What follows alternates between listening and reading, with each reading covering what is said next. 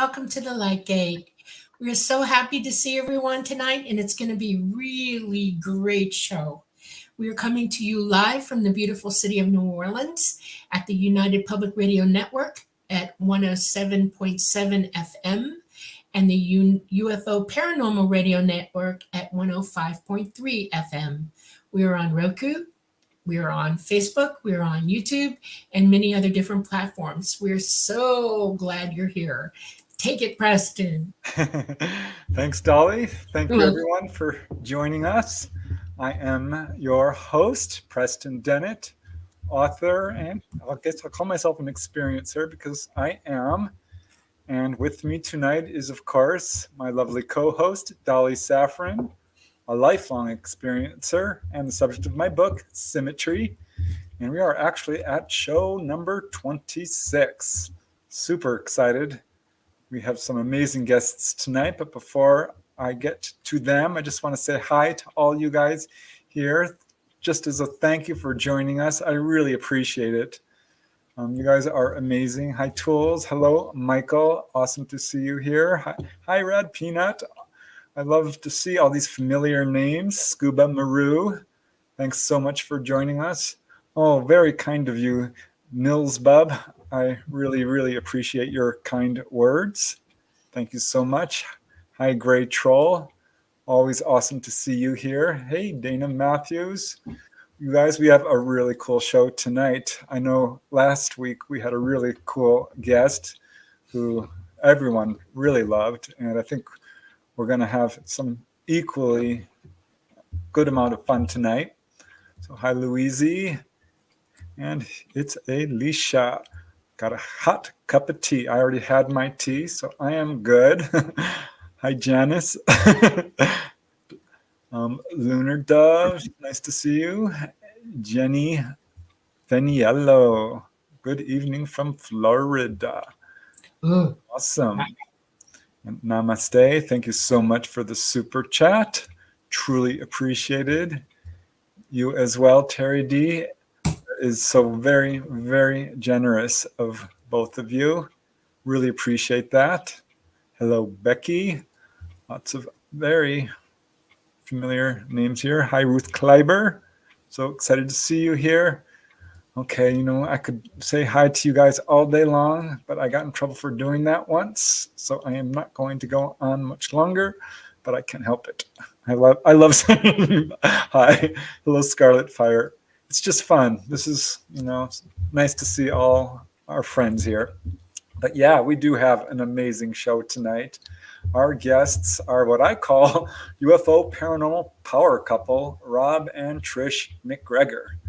Dolly and I have talked to them, met them face to face. We were both guests at some point on their own podcast, The Mystical Underground.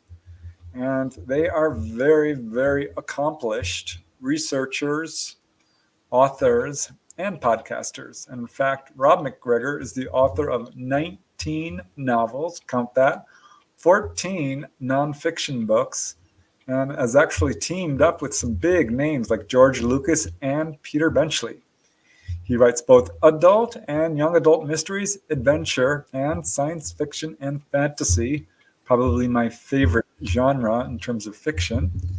And he is an award-winning author. He won the Edgar Allan Poe Award for mystery writing. That's a reputable award.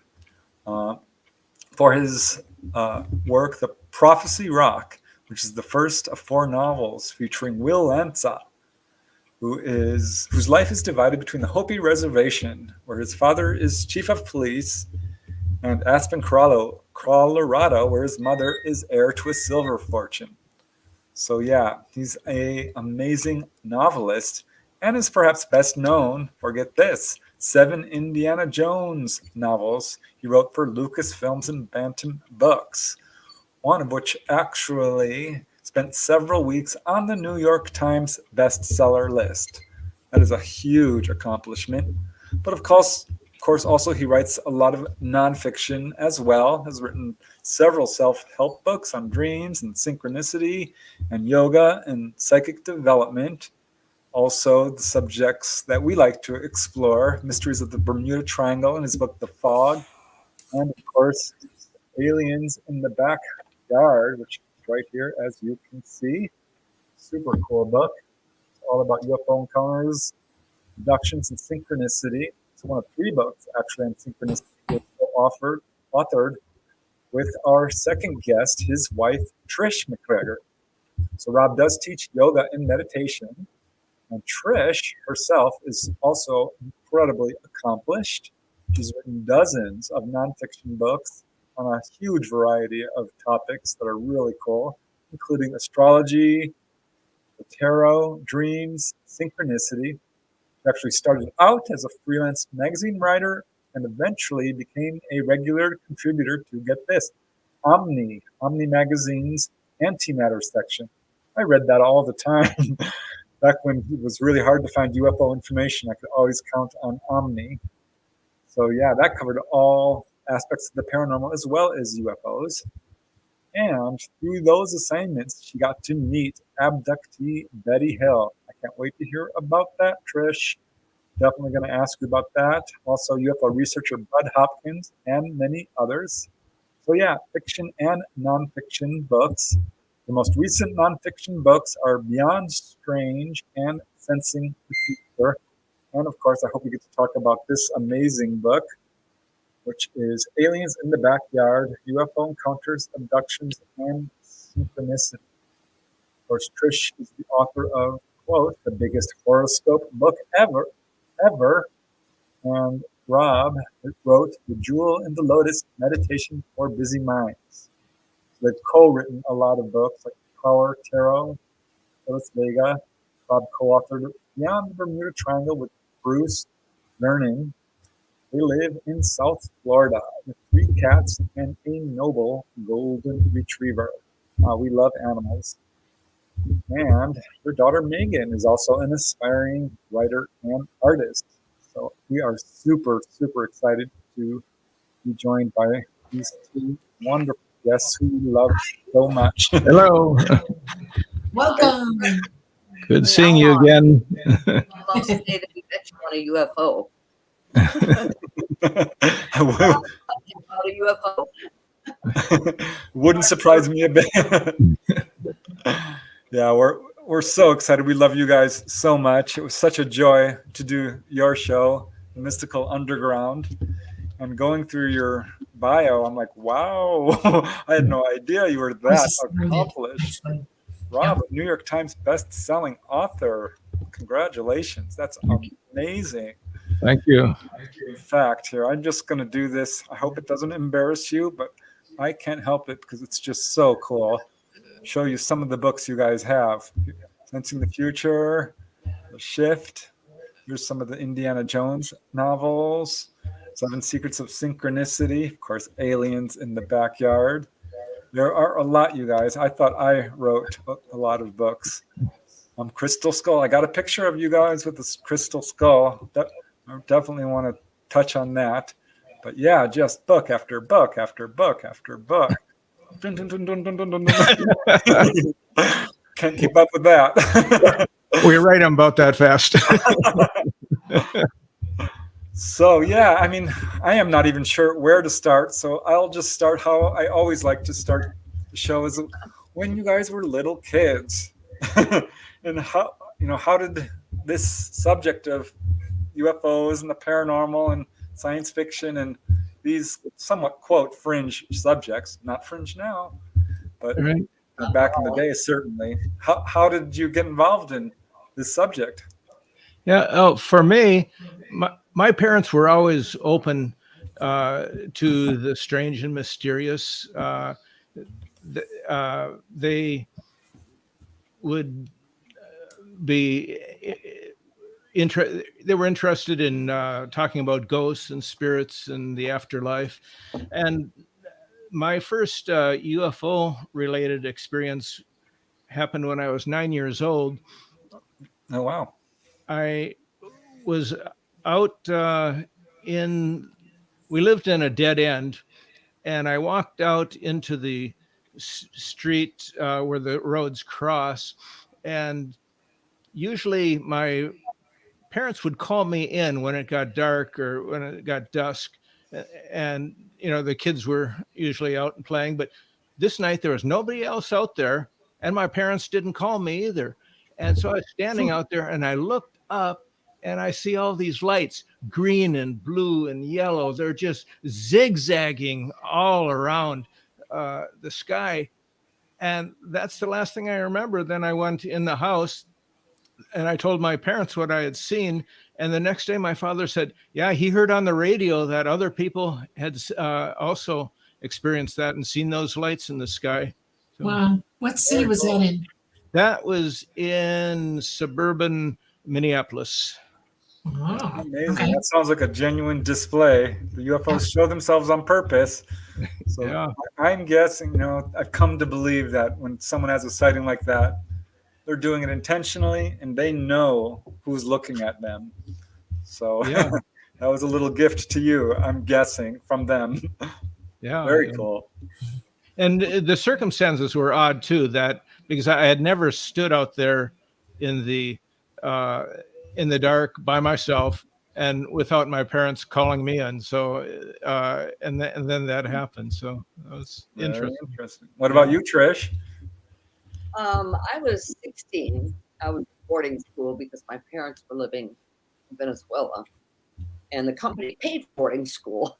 So one night we were in. It was after lights, and a bunch of us were in this girl's room downstairs.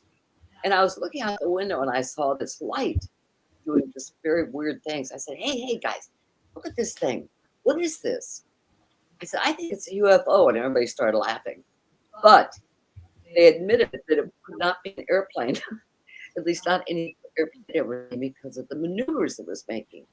So finally, everybody was at the window. We were all trying to follow this light, and it just took off. That was the first. How long did you watch it? Probably about 10 minutes. I mean, it definitely performed for us. It wasn't, it could have taken off at any point, but I think it knew it had an audience. Wow. That's very cool. That was the first time. Was it way high up in the stratosphere, or was it down lower in the atmosphere? So I say it was maybe 2,500 feet. So it was Not pretty bad. low. Okay. We were Wow. on the bottom of a 2-story house. So Wow. So is that what got you interested in this subject?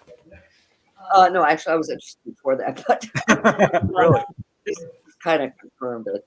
Yeah, no, I've been interested in this stuff since I was a kid. Oh, wow. Since I learned. That's curious. And when Trish and I met, we were both in life situations where we were surrounded by people who had no interest in UFOs or the paranormal, and so we were reading a lot of books, but had nobody to talk to. And then I was working as a newspaper reporter in South Florida, and I ended up interviewing Trish for an article about the Marielito refugees from Cuba, who she was teaching English to. And afterwards, we just started talking, found out we had a lot in common. We had both read all these Jane Roberts books, and we knew nobody else that had read those books or were interested in it. So we hit it off. Wow. Wow. Oh, I've read all the Jane Roberts books. All All right. of them. Right, cool. I'm a huge fan of Seth. And then we also had a very, very unusual. What, Trish? What did you tell about the? Yeah, one of our early experiences.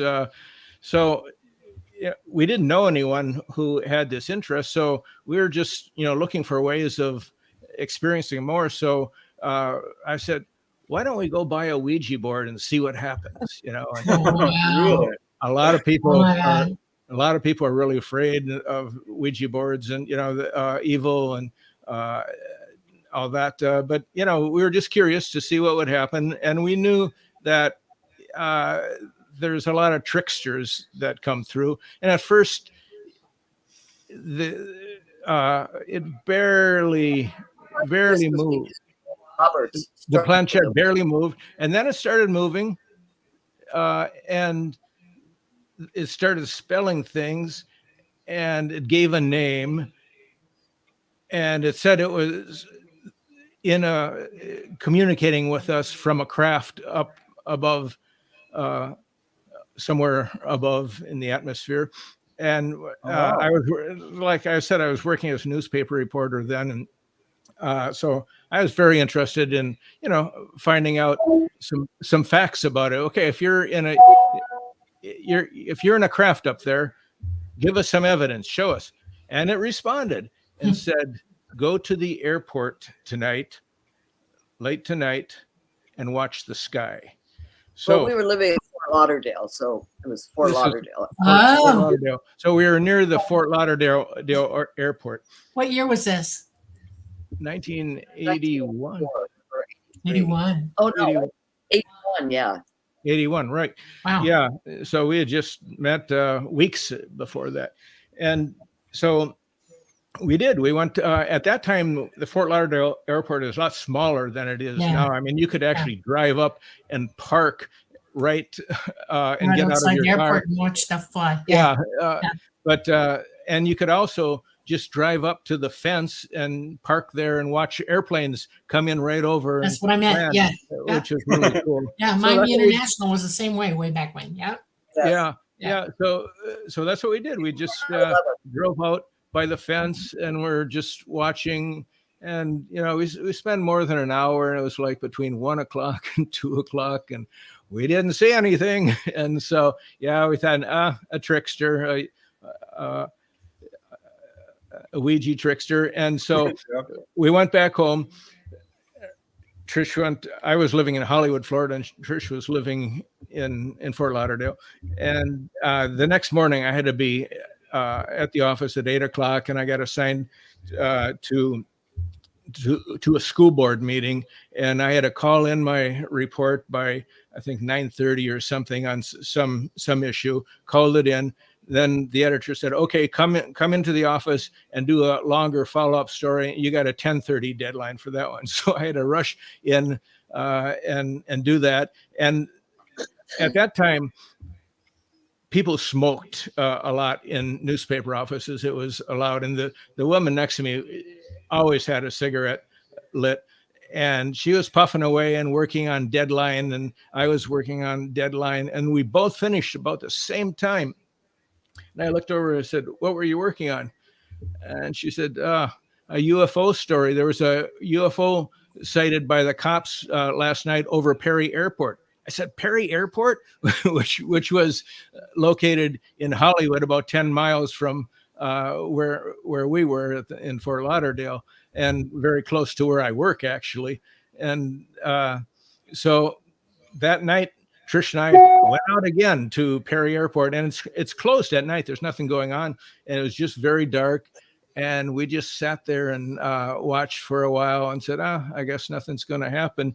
But then as we're driving away, I turn on the radio, and I'm just spinning through the stations, and I hear something a little unusual. It was an old style radio drama, which you don't hear anymore. Before television, there were a lot of dramas on the radio. And so I started listening, and what do you know? One of the characters is an alien. And Trish is driving behind me, and this is long before cell phones, so I'm trying to think. There's an alien on the radio. and so this is how the UFO merge with the paranormal, with how it all fits together. It's not just one, nuts and bolts thing, visitors from another planet. It's something much larger than that. I'm curious about as you know. Yeah. Did this up the gain on you seeing UFOs after this? In other words, as the years have progressed, have you seen more and more UFOs in your lifetime? Do you feel like that you're known now? Well, yeah, we in the last. You go ahead, Trish. Barnes and Noble. And go ahead. Picked up a UFO book. I said, "Hey, Rob, here's a UFO book we don't have." So we marched up to the cash register, buy it, walk outside, and there's a strange light in the sky, just kind of like what happened to me in boarding school, but much lower. And we're both standing there watching it. Yeah. And people walking past us, and nobody's looking up. Yeah, And we're standing there for about 10 minutes looking up, and it's low, and it's just a bright light, and you can't see what it is, but because it's all light.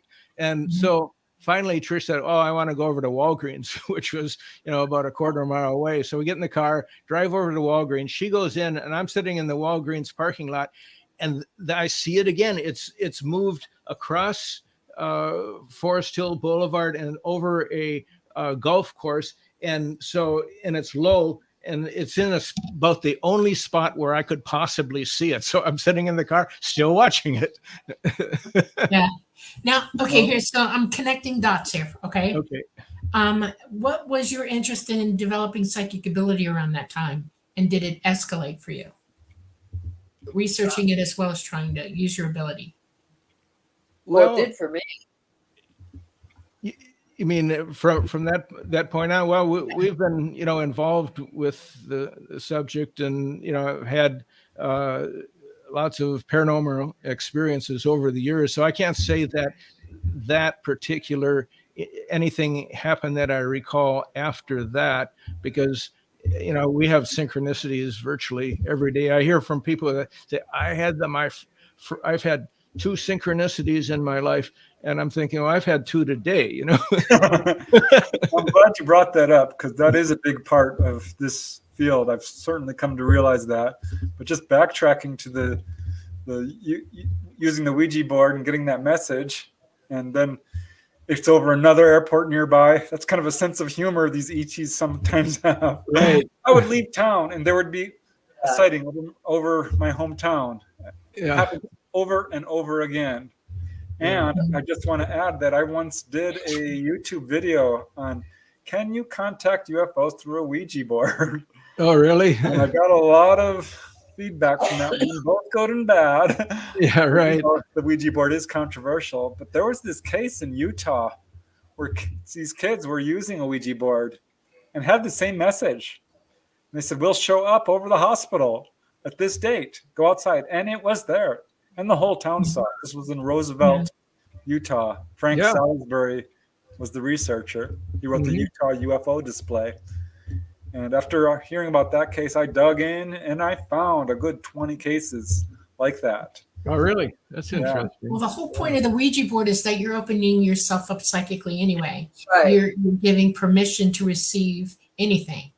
And ET will take those opportunities immediately, especially if they're already watching you or following you. They'll jump in if they see you doing that. So, yeah.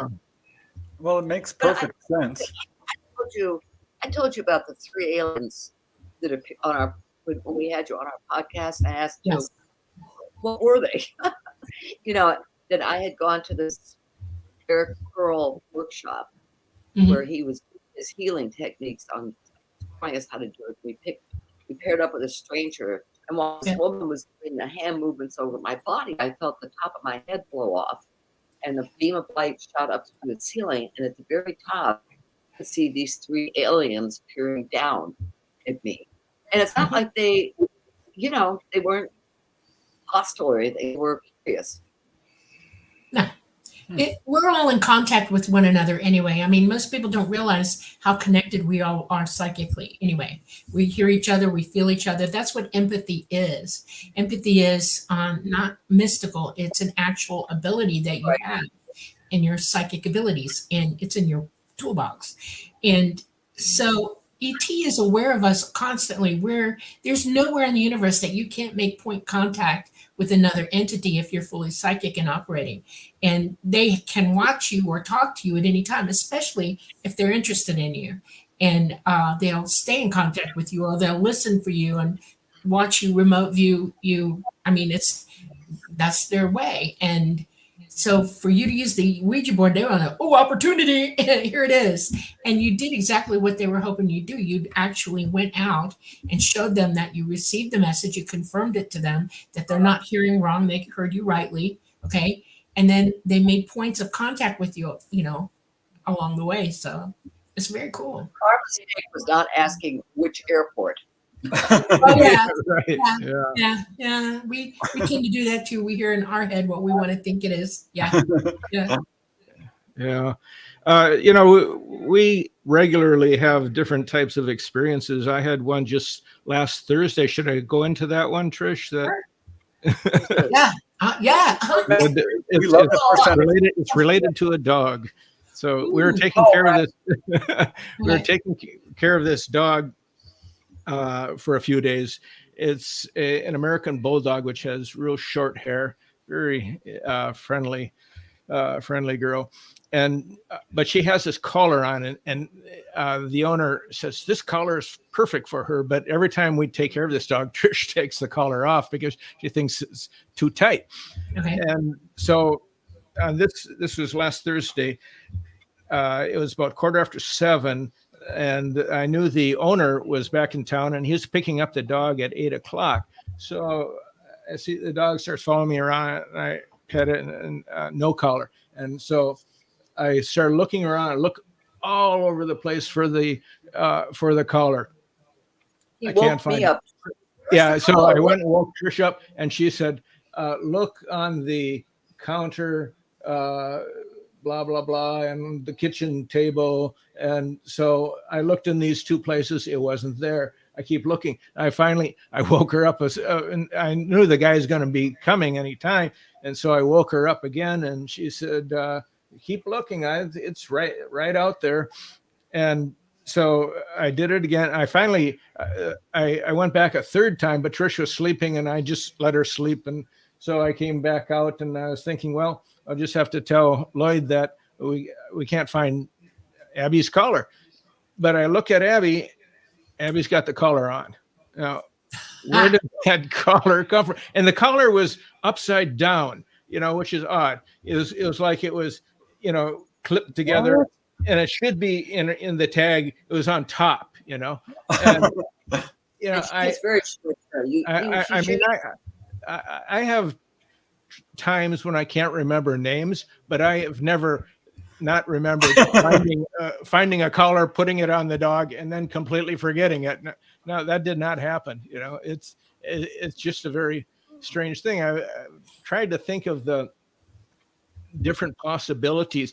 Maybe she always had that collar on and I just could not see it. But yet I was thinking, man, how could that be? Because I petted her and I would have felt if she had the collar on. I mean, it's very short hair. And I mean, just as a metaphysical thing, a psychic thing, that it was invisible for some reason, but I have no idea. And I thought, and I told Trish, well, maybe there was somebody in the house, and she said, yeah, they're stealing the collar, and then they decided to put on the dog and leave. That doesn't make any sense.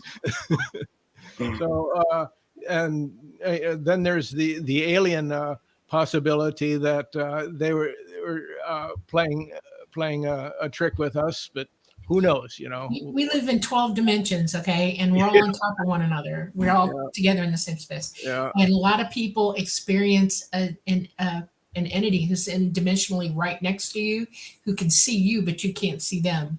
Yeah. And they'll intervene in our lives from time to time if they understand that this is a big deal. This collar's got to be on the dog, and they may have just come on in and put it on as fast as they could and backed out. I've had weird things like that happen. I actually saw in my lifetime, I'm not joking around. I was looking for something. I couldn't find it, and I needed it. And I'm about to become hysterical, and I can hear my parents yelling for me, we got to go. And all of a sudden, I turned because I saw movement to my left, and I saw a hand going into nowhere where it dropped what I was looking for. And I freaked out. I was like, thank you, and don't do that again. And I grabbed it and I ran, and I realized that they do intervene. They do help. Yeah, I've had a few weird experiences. I mean, once I was looking for a pen, just a simple pen. I was with my friend Roger. I'm like, where's the pen? It was right here. He's like, I don't have it. I'm like, you have it. You must have it because I don't have it. And then boom, it drops on the coffee table. And he accused me of throwing it, and I accused him. That's thought maybe it came. I don't know. It was just weird. Weird stuff happens. I don't know how to explain this. Yeah. It's a dog collar. I mean, that's wild. Yeah, that's strange. A friend of ours, Susan, she's told us a story when she was, I don't know, 8 or 9 years old. She was sitting in a chair, and she said she wanted to go over to the couch, and suddenly she just went right up in the air, across the room, and into the couch. And totally freaked her out. Levitated? Yeah, levitated across the room, and wow. Never happened to her again. But but she's had a lot of UFO experience. We've written about her stories. See, that doesn't surprise me. Yeah. How can we put in an order for levitation? Yeah. Actually, put it in an order for teleportation. So I don't have to drive 3 hours on a boring highway to Orlando to see our. Right. Well, I have had. That's more like bilocation, not levitation. You wouldn't want to fly that way. Yeah, I think, but just disappearing from here and reappearing there, that would be nice. I've interviewed contactees who've had that driving to work, and they arrived there far too early. I'm like, this is not possible. It takes an hour. They're like, no, you're a half hour early. How does that happen? It's not missing time.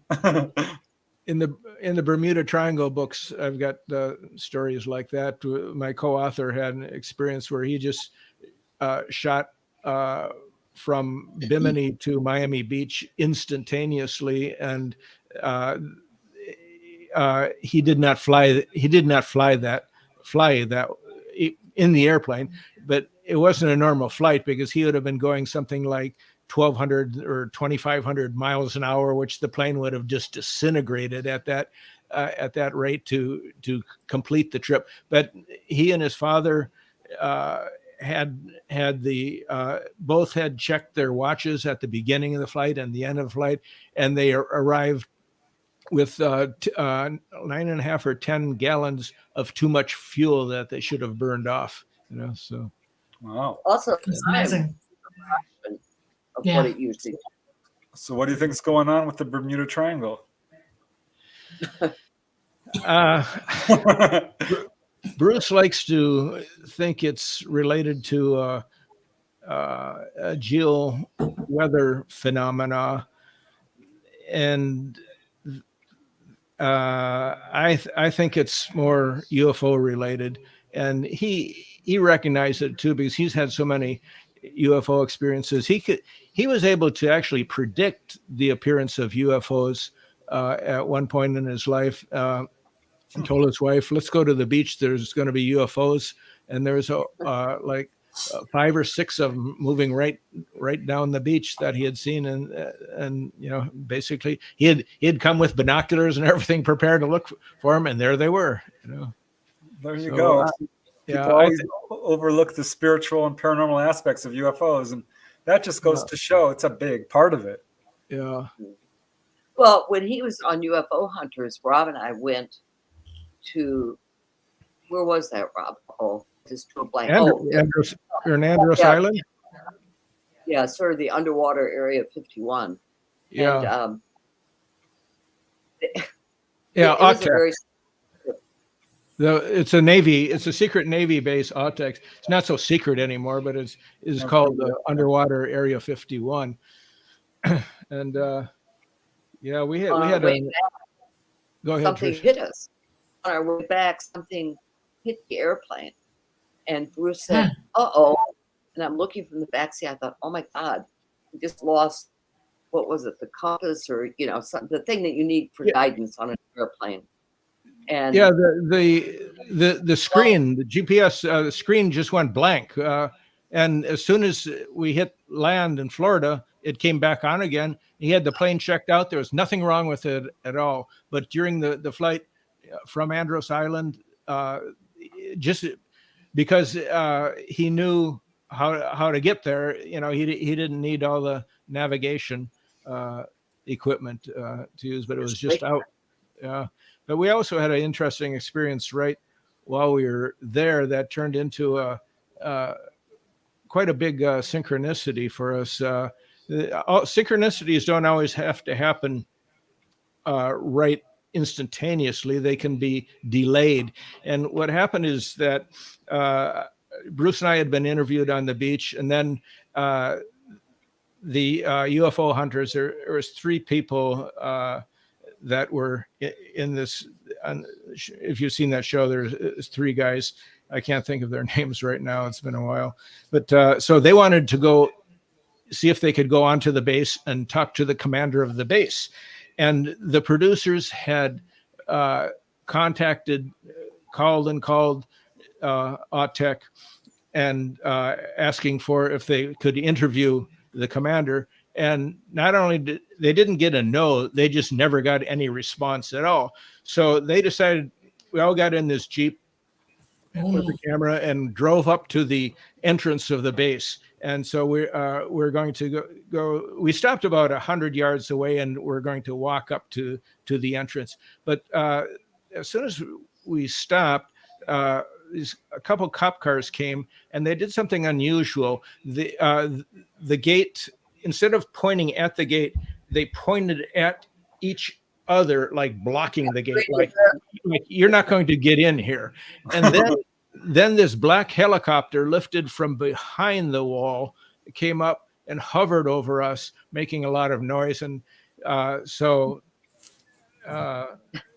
the guy, that lead guy, his name is Bill. I can't think of his last name. Bill says, I don't think we're welcome here, so let's turn around and leave. So that was it.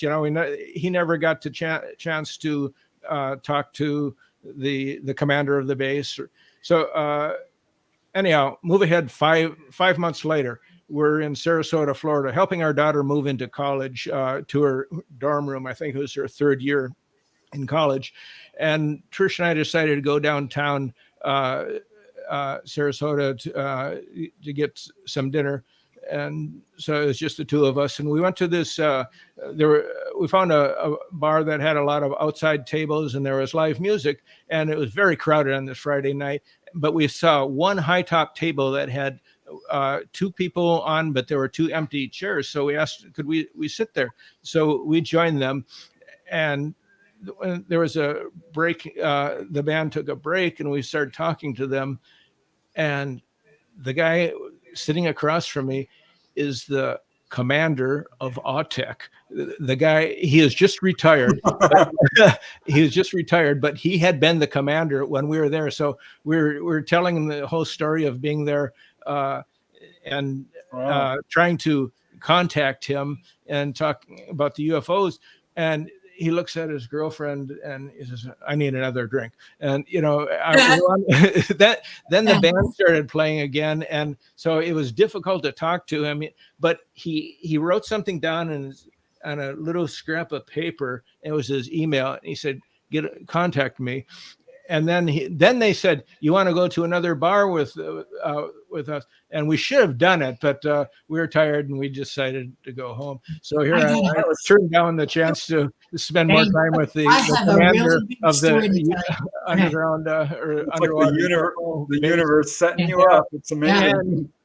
And this was a trickster synchronicity, because I never found that scrap of paper again. So I was never able to contact him. Wow. Wow. What year was that? Well, that What would that be? 2010. Okay. I have something to tell you. This is about that very base. I'm not kidding you. 4th of July, 2014. I'm working in the zoo with my cousin, okay? And we're on 24 hours a day, 7 days a week, 365, no breaks, nothing. And she looked at me and she said, we got 2 USDA people here. Let's go.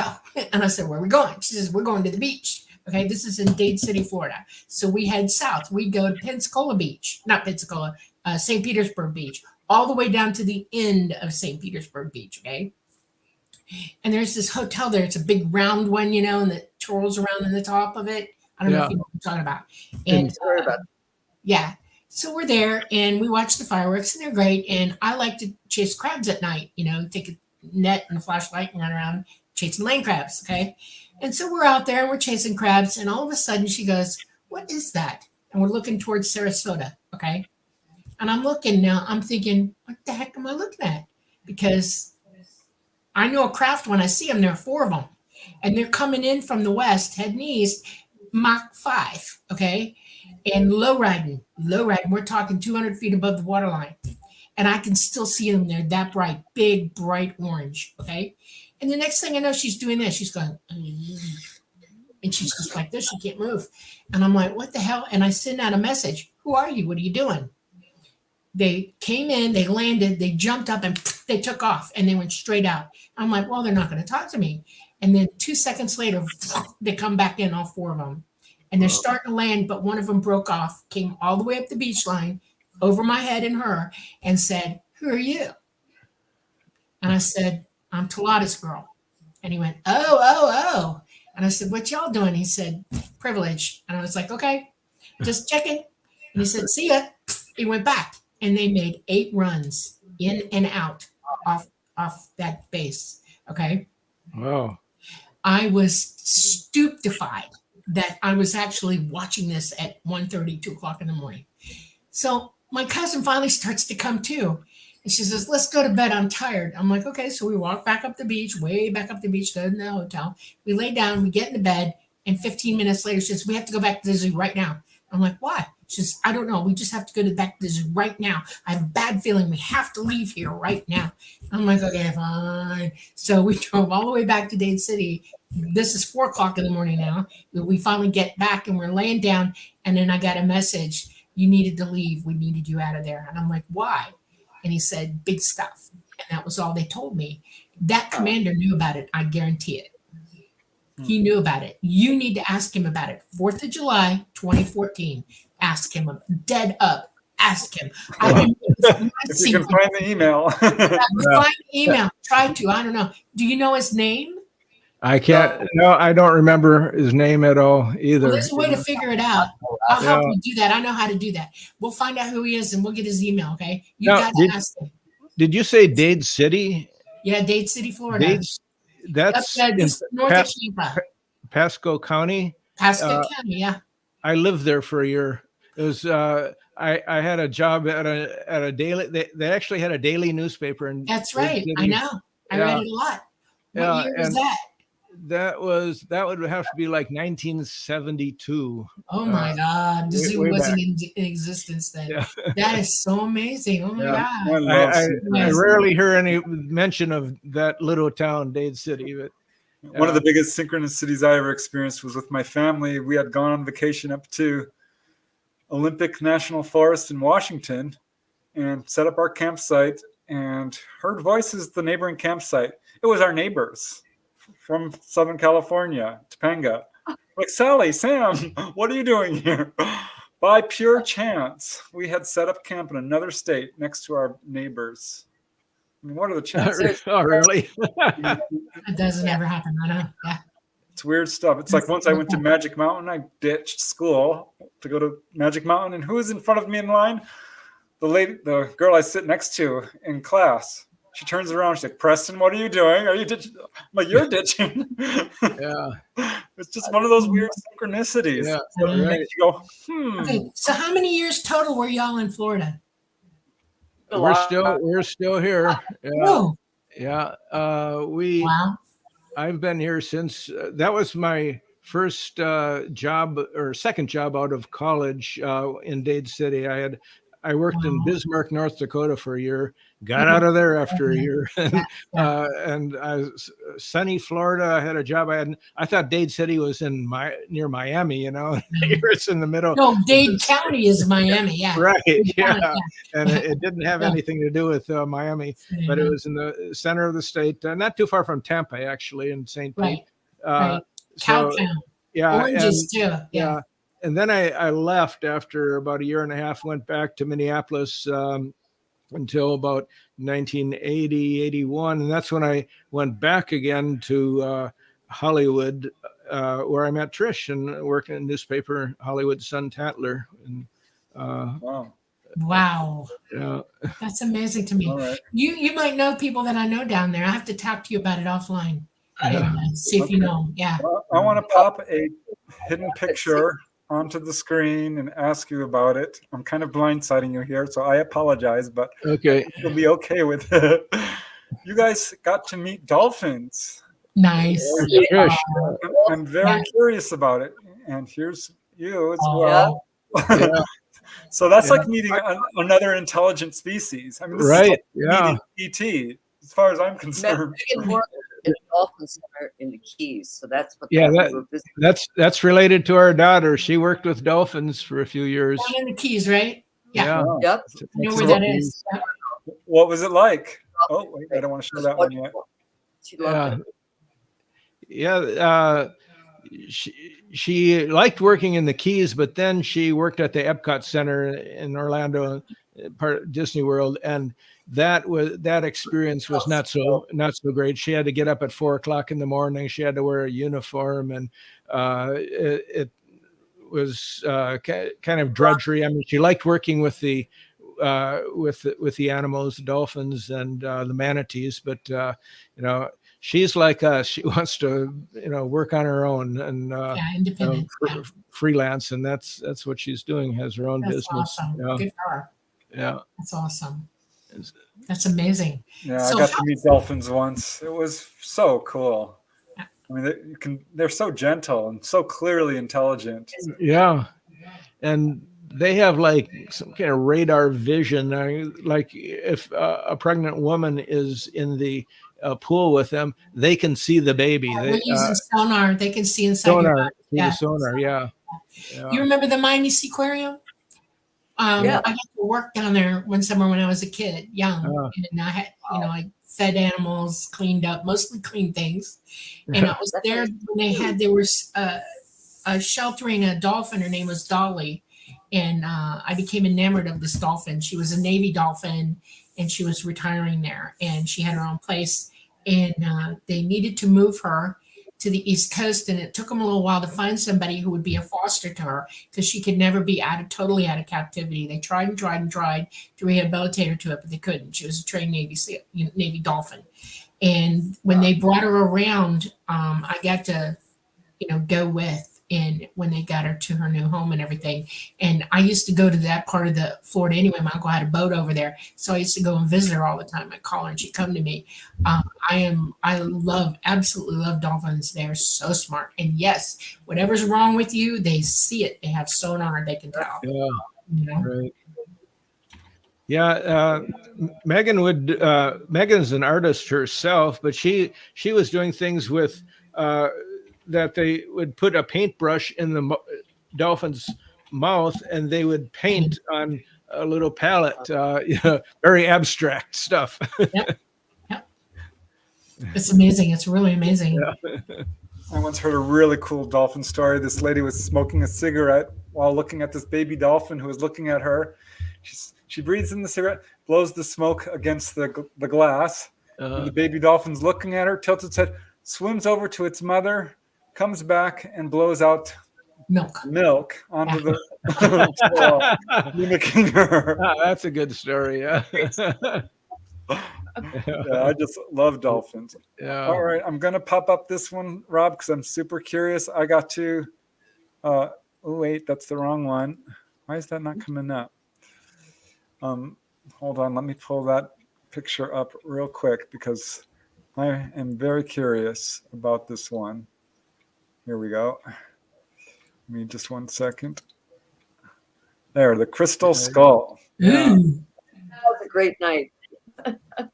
Yeah, you want to talk about that, Trish? That's a famous. Yeah, Bill Holman and Rob had communicated ever since he'd written his novel, Crystal Skull. So Bill had emailed and said, I'm going to be in nearby town. He was going to be talking at a New Age bookstore. So we invited him to come up for dinner and then invited 13 people to come over and meet Bill and the Crystal Skull. And it was the night before Hurricane Dorian.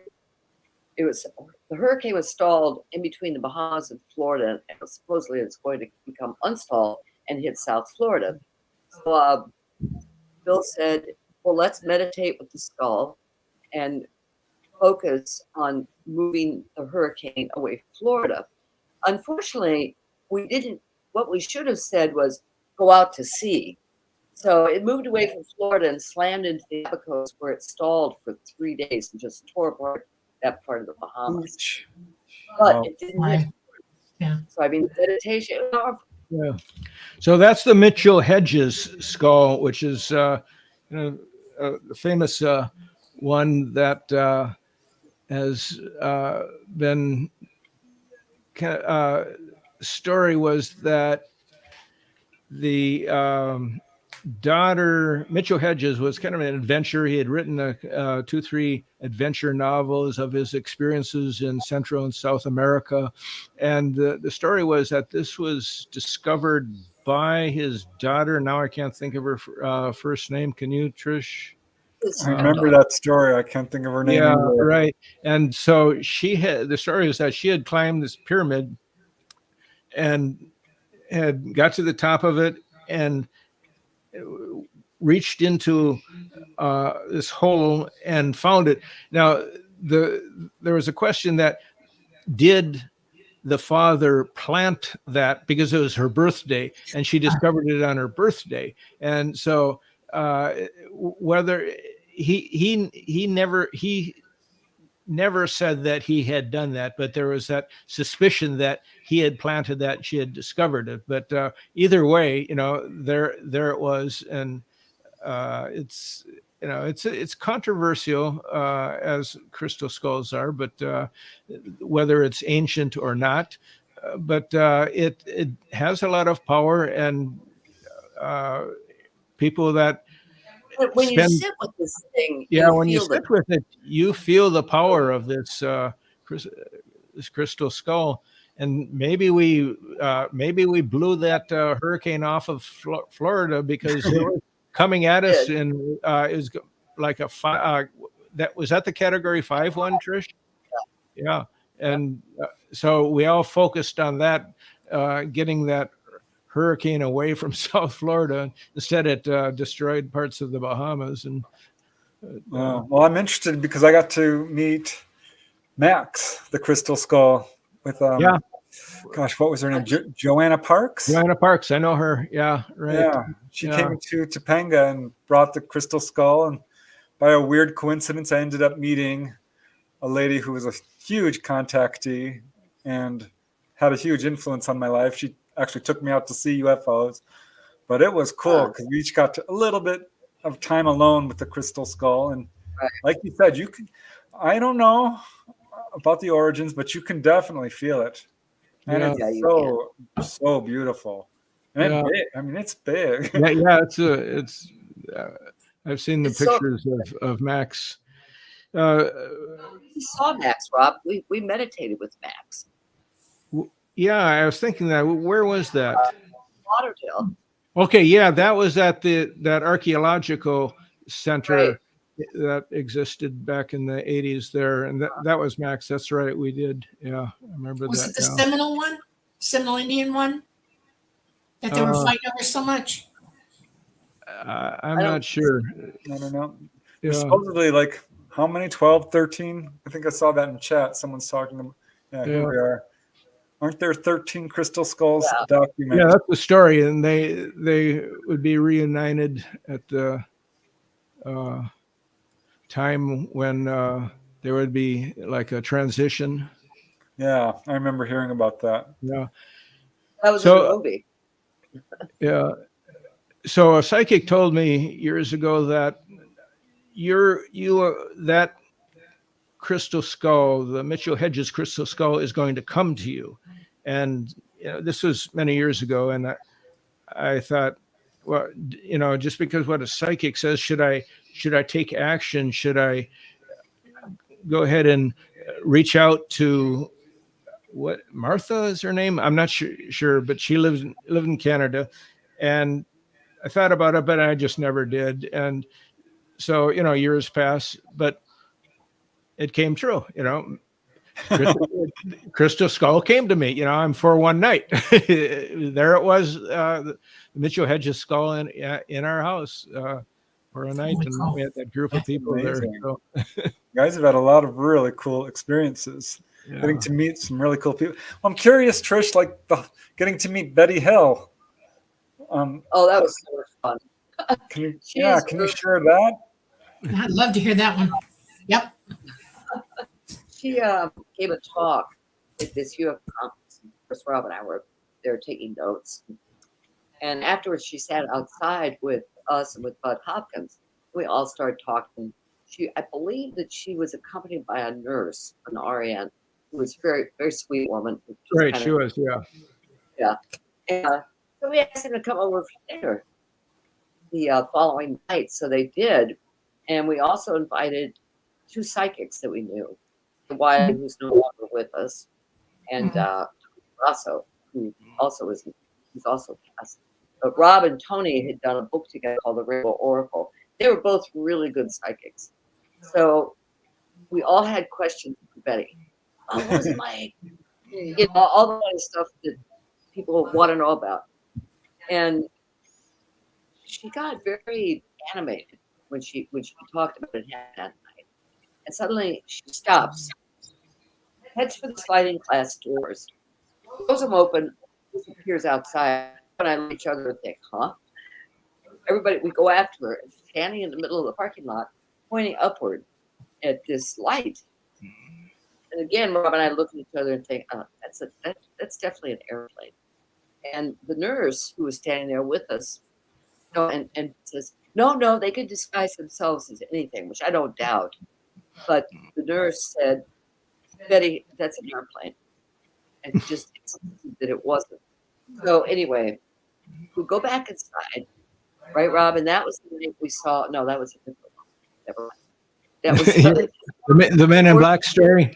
That was a different night. And we had a Man in Black experience in that same location. That was related to Bud Hopkins, actually. Yeah. We had gone to a UFO conference in Hollywood, Florida, and Bud was there, and Betty. It was the same conference, actually. And one night we spent with Bud, and one night we spent with Betty. But the one with Bud, he was on a radio show in Miami, and people were calling in and talking about their experiences with having abduction experiences, and one of them struck him as being significant, and he wanted to meet that woman. She lived in Lake Worth, Florida, and we were in Hollywood, but he didn't have a car. He just flown in, and taken a taxi to the conference. And so Trish and I volunteered to drive him up. He's a kind of suspicious guy. He thought we were like with the government or something, and we were spying on him. I said, look, the air conditioning doesn't work in this car. You think, we're agents and we have a bad car? And he said, oh yeah, I guess so. So he got comfortable with us. And so we went up to this, met this couple, and she was really nice. She had the experience, but her husband was kind of a strange guy, big guy, all dressed in black, and he had this gold devil hanging on a chain right in his open shirt, and and Bud, I'm thinking, Trish, do you see this? And Bud is not noticing at all, and I'm thinking that this guy has some kind of control or influencing his wife in some way. But anyhow, he didn't have anything to do with the UFO experience. Bud took her back through the experience. And so 3 grays come into her bedroom, lift her off the bed, and right down the hall and right through the wall outside into the backyard. And it's like a tube, like I don't know if it was a physical tube, but they stand in it and they rise up to the craft.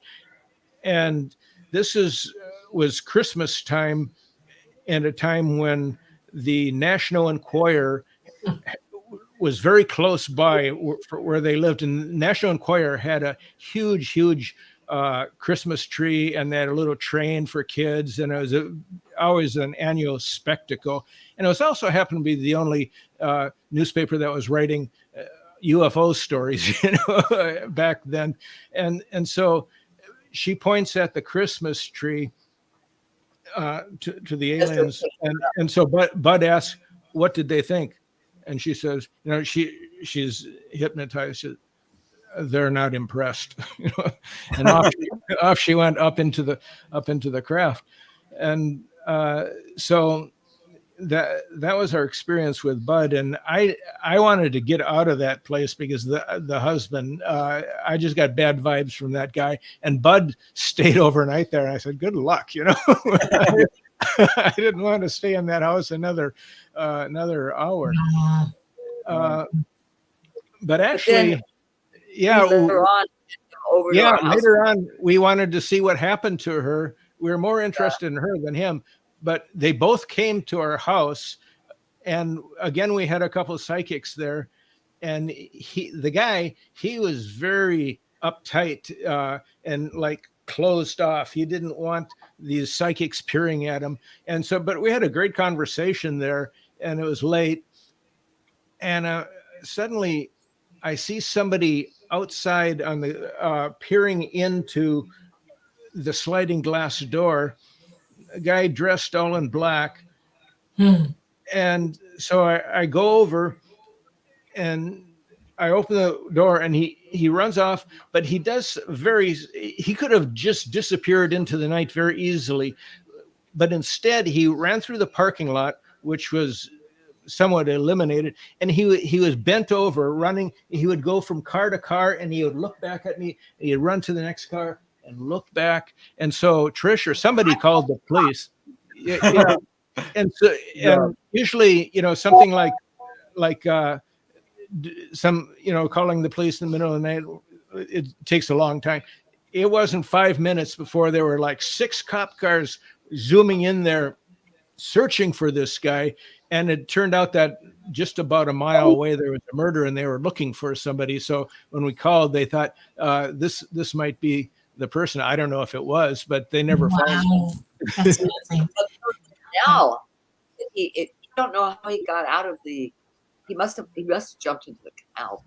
Yeah, I don't know how he got out of there. Yeah, but it was station ID. Yeah. All right. Yeah, we need to take a quick station ID break. So hold on just a second. I would like to thank you all for watching The Light Gate. This is episode 26. I'm your host, Preston Dennett. My lovely co-host is Dolly Safran. Our wonderful and exciting guests tonight are Rob and Trish MacGregor, authors, podcasters, researchers, and more. Here, let me experiencers. Yes. Ticker. I forgot to put up the little ticker. So, yeah, and you can definitely get their links in the description. But we are streaming on several platforms, including United Public Radio Network from the beautiful city of New Orleans on 107.7 FM. Also, the UFO Paranormal Radio Network at 105.3 FM. We're on YouTube, Facebook, and we're on Roku as well. And we have another wonderful hour to enjoy with our guests. So if you guys have questions, definitely keep them coming. I'm putting little stars next to the ones that you're putting out there. So we will get to them at some point.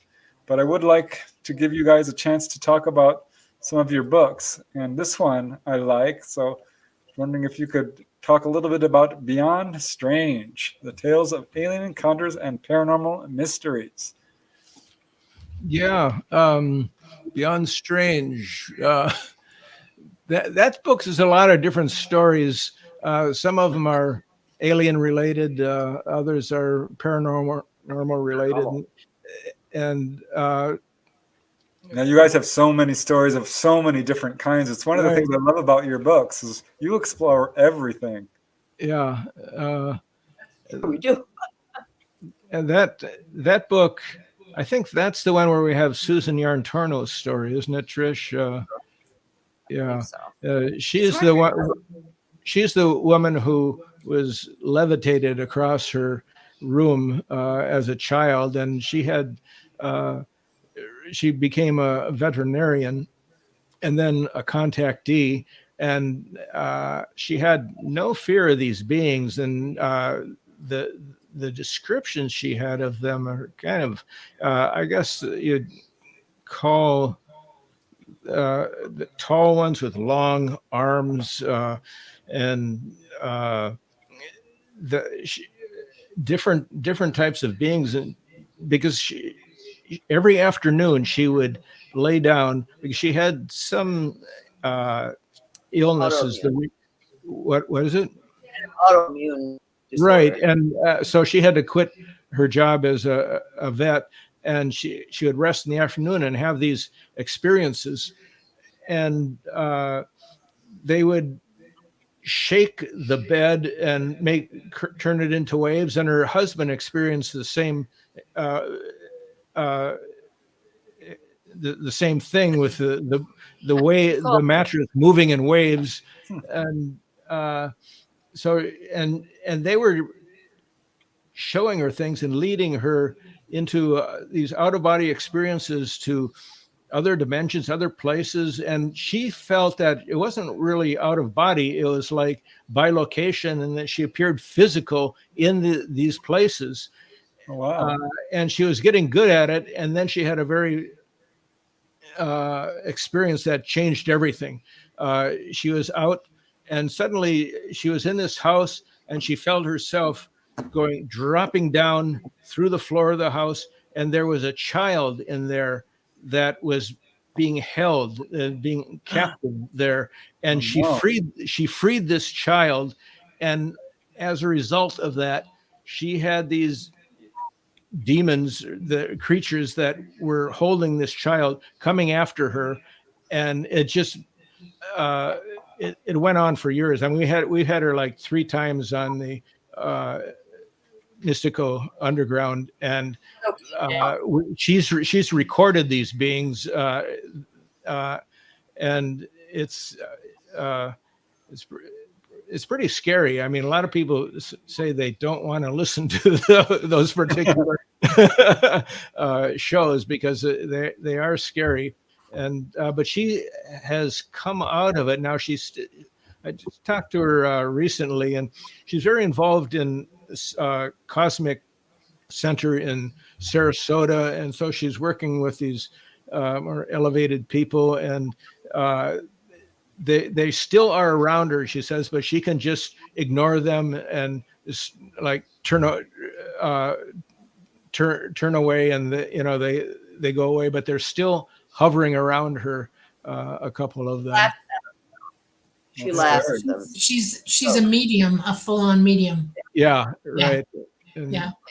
Is that a That cat? means she's very, very, very psychic, which does not surprise me at all. Yeah.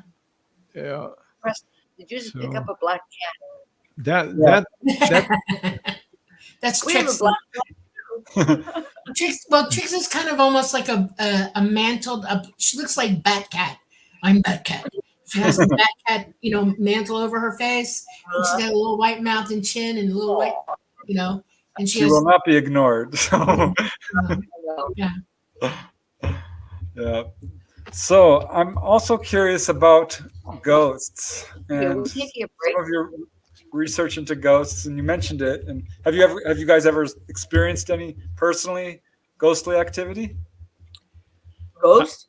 Yes. I have. I don't think I have. Have you, Trish? Casadega. Oh yeah, of course. How could I forget Casadega? Casadega.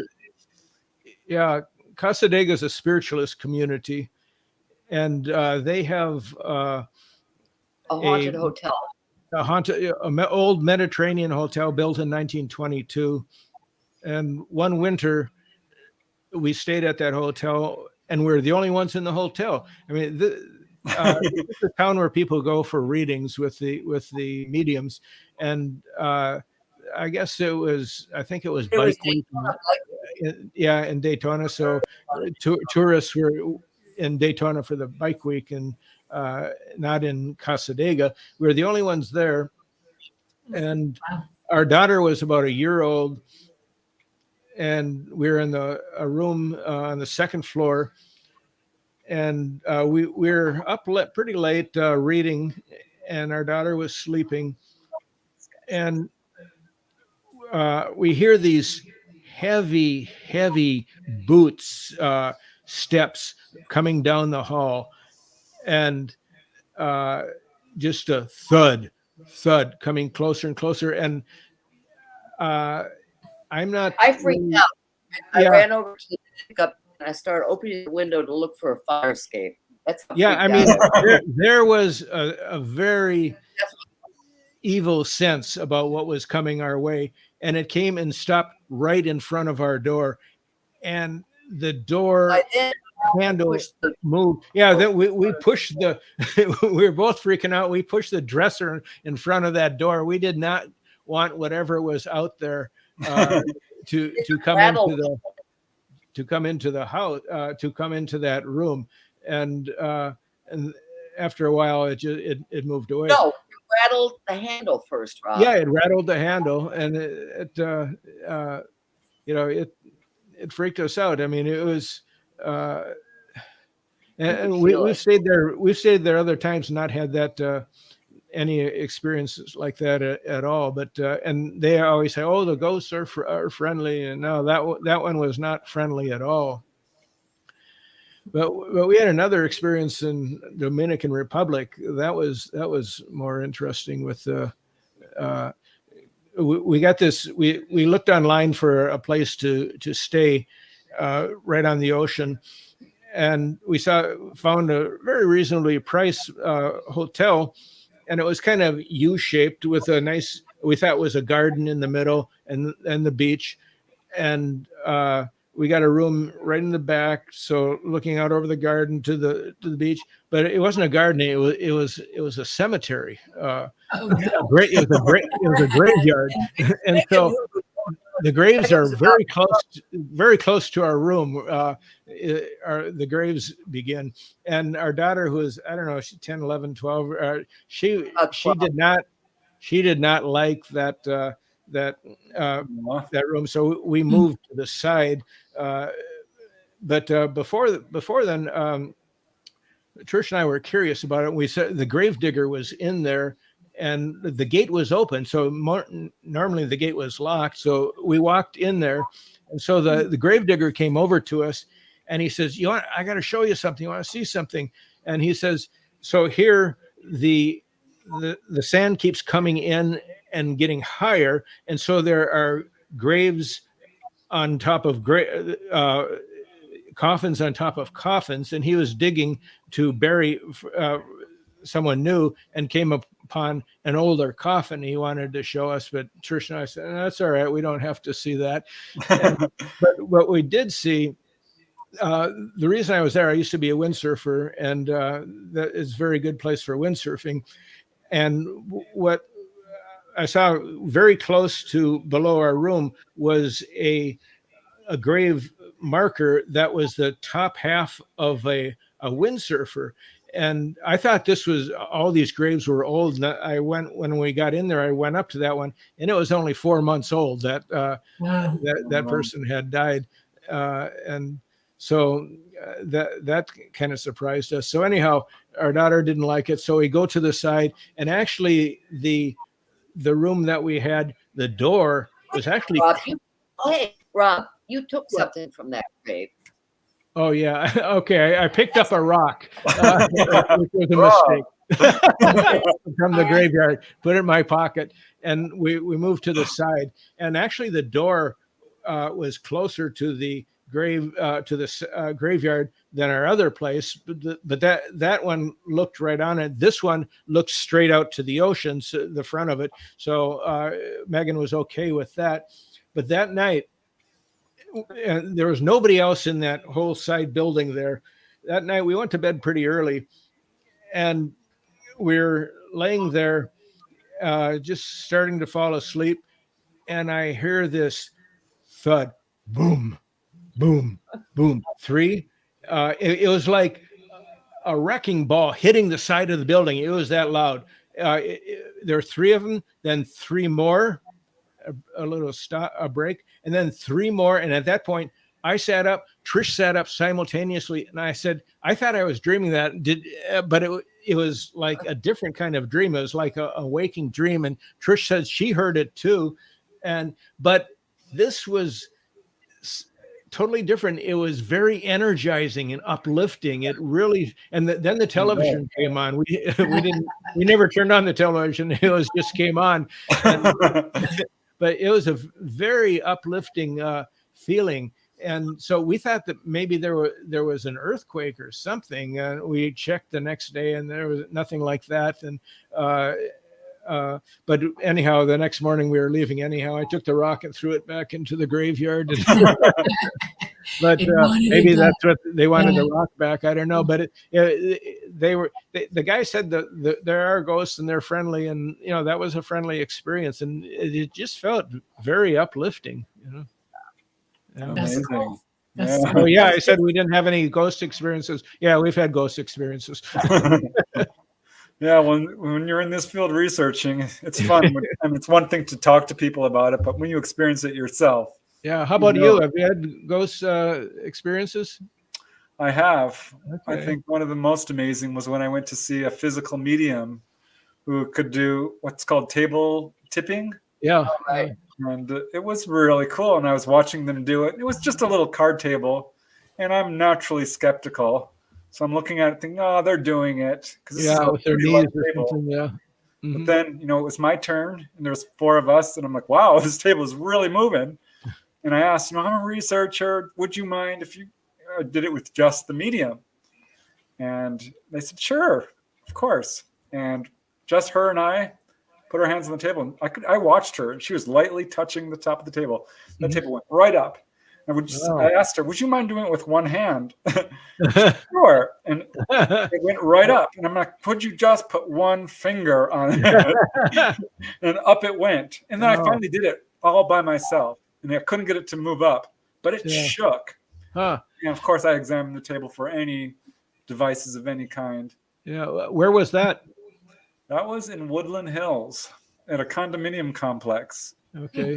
She quit doing it because she started to have weird events. There was a clicking sound following her around. Yeah. There was a mysterious fire in the kitchen. And Right. I was driving home because I went back several times. And something hit my car on the road and nearly pushed it off the road. And I'm telling you, that was related to that. I know it. Yeah. My brother said, oh, you probably just hit a patch of oil. I'm like, no. Something hit the car and almost knocked me off the road. It was a little scary. Yeah. So like you said, when you're doing stuff like that, you have to be careful what you're bringing in. Yeah. But I did notice that the table would move differently for each spirit that was called in, whether it was someone's grandma or brother or whatever. It was very cool. She was really good at it. Oh, wow. Can we talk a little bit about aliens in the backyard? Or Yes. Definitely. Yeah. Absolutely. Yeah. So that book started when we were contacted by a man who had an experience that, and a lot of synchronicity is related. It was a synchronicity, in fact, that got him to contact us. So the name we use is Charles Fontaine, but that's not his name. He's a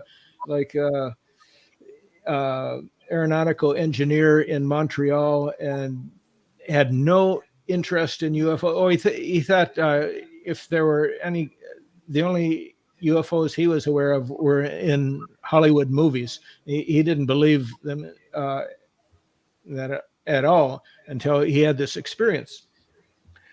So the experience actually didn't last a very long time. He usually got up every morning at about 5 o'clock, and he lived about 45 minutes in a small village, about 45 minutes outside of Montreal, and went to work. So it took him a while to get to work. He got up early, and so on this day, he opened the door for his little dog Spot to go out, but on this day, Spot wouldn't go outside. And so he pushed him with his foot to push him out. And then he looked, And in the field, there's a farmer's field behind his house. There's these beams of light coming down. He counted 9 of them, and there was this swirling energy inside these beams, and it looked like it was going up from the earth, swirling up. It was very beautiful. He was just standing there watching it, and for about 10 minutes or so, but it was starting to move closer. So he went in and woke up his wife. He wanted her to see this too, and she came out and said, "That's something I told you about the other day I saw, and you just ignored me. You don't listen to me." Wow. Now you see it yourself. And so suddenly there's a craft that comes.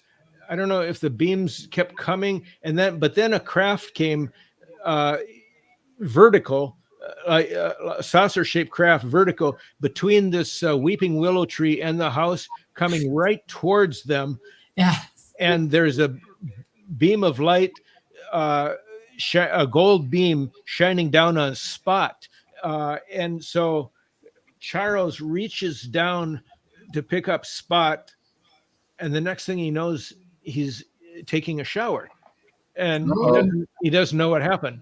And how he got in the shower, and his wife is in bed, sound asleep, and he's very confused, and he goes to work, and he closes his office door and just breaks down crying, because nothing like this made any sense to him. He had never had any experience like this, and he just couldn't comprehend it. Is kind of a religious person too, and he's so it was affecting his whole life.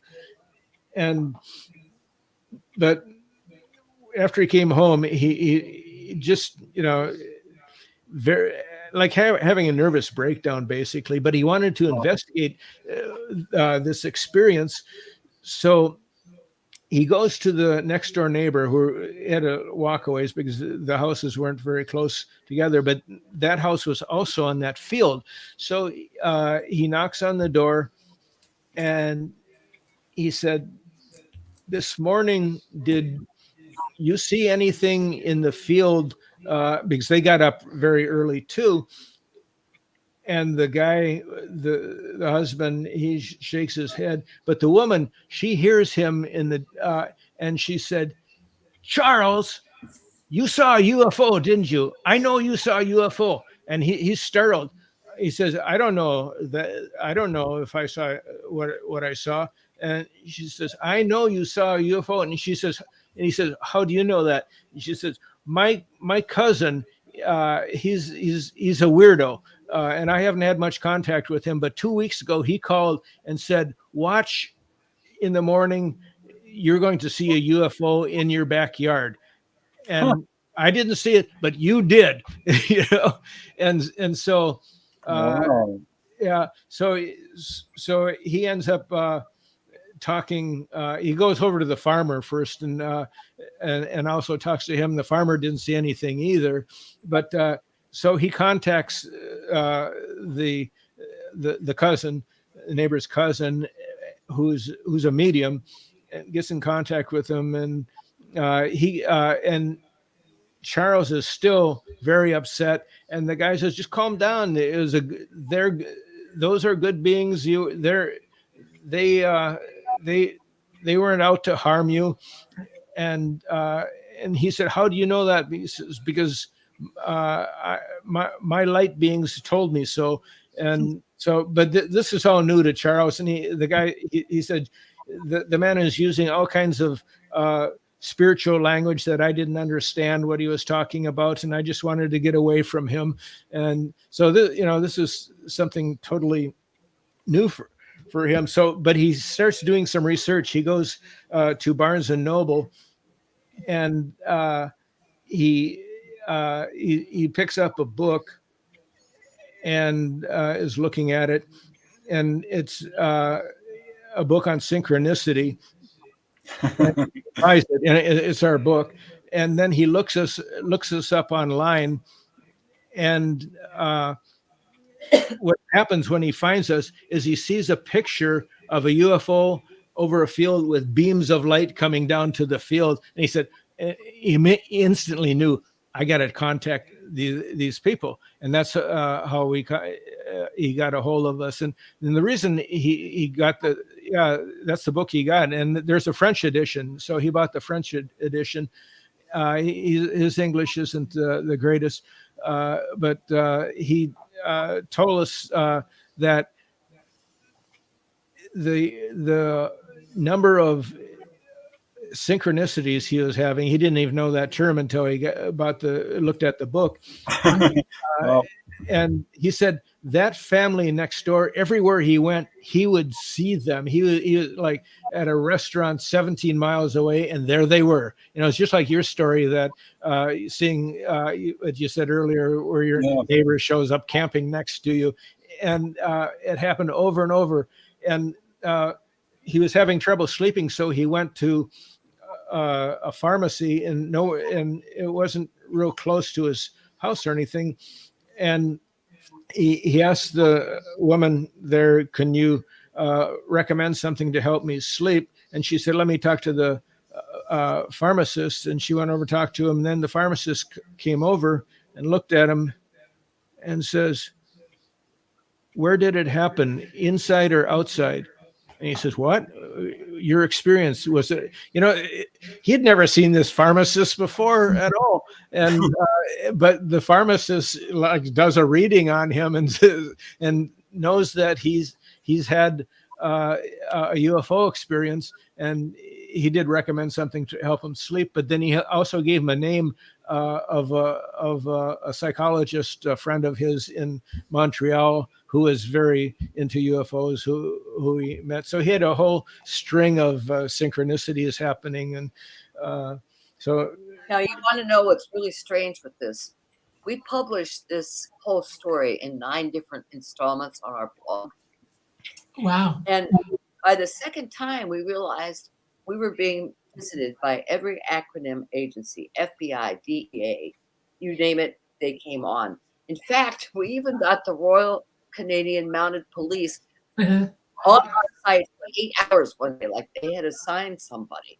Yeah, they must have assigned somebody to, because they were on 8 hours on our site. And Royal Canadian Mounted Police. I told Charles about this, and I said I can just see these guys on horseback chasing UFOs. And he says, no, they don't ride horses. They're like the FBI, the U.S. FBI.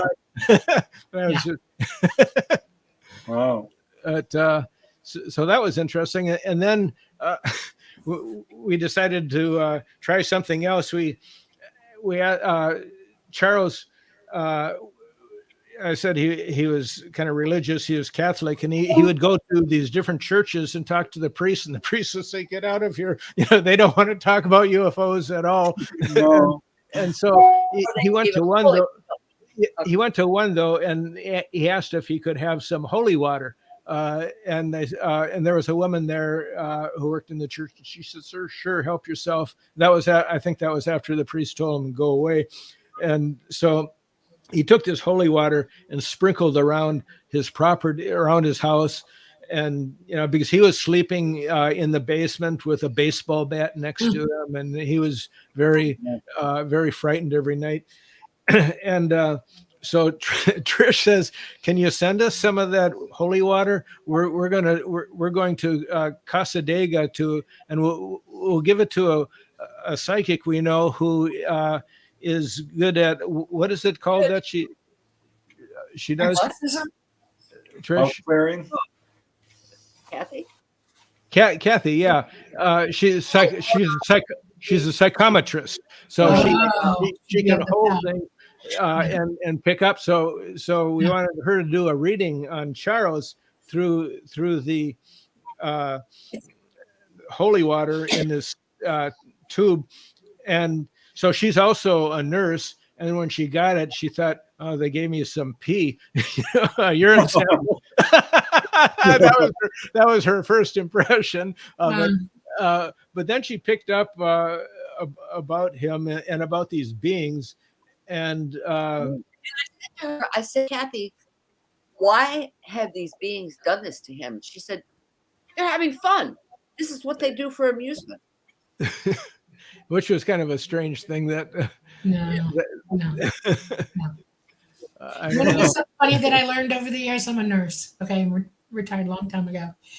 Most of us have the ability to do psychometry, and those of us that are very good at it usually end up in the ER because we're good at triage, and it's just weird to me, you know. Yeah. But have you heard of any cases where aliens would do something to somebody just for entertainment? No. No, there's absolute purpose. Absolute purpose. Now I will tell you this, okay? They have weird senses of humor. It's I can't even explain it. I've told Preston a million times they are almost sardonic at times, okay? Yeah. And they'll catch you off guard, unaware, and it's just their way of trying to loosen you up, trying to make you realize that they're not trying to hurt you. They're having fun with you. That's and I think they can use screen memories too for covering up what they're doing, because we have a story in our book Aliens in the Backyard about these aliens that abducted this guy, and they played a board game with him. They played Monopoly with him, and I've never heard of aliens playing any board games with people, but it could have been that maybe didn't happen at all. He said the street names in the board game were really strange, but it could have been just kind of a cover for that a screen memory that he had that wasn't happening to him at all. Yeah, there's a game. It's a French game. It's called Born. And I had it when I was a kid, and I did take it on board with me a couple of times to see if they'd play it with me. And Really? it fascinated the crud out of them because it's not a game that you can really cheat at. Okay, it's just all in the cards and how you deal them, and you have to have a really good sleight of hand to mess with this. And it just fascinated them. They actually started laughing. It was so funny to watch them playing this game with me, and they love to do fun things. They really do. Yeah. Well, maybe they were Breaks up the stress, trust me. Yeah. Yeah. All right. Well, I'd like to bring on a couple of questions because we're now at our last half hour, and we always like to interact with the wonderful folks in chat. And here's an interesting question from Foreshore, who's asking, do you think aliens are the same as angels? I've never seen an angel, so I don't know. I've never seen aliens. That's a possibility that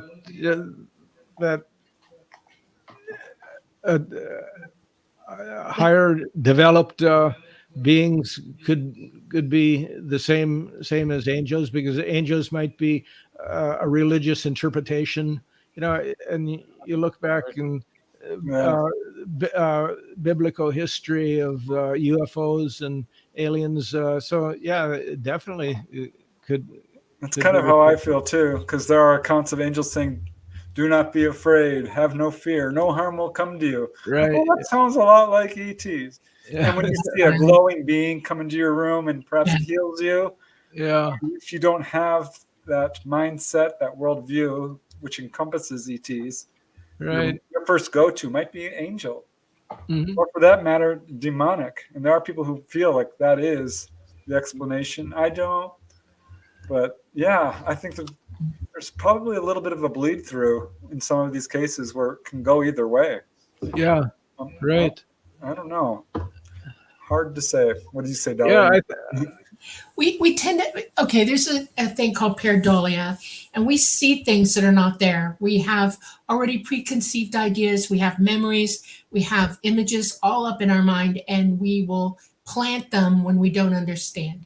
And so if you see an entity and it's glowing or whatever, and you're very religious and you say angel, okay?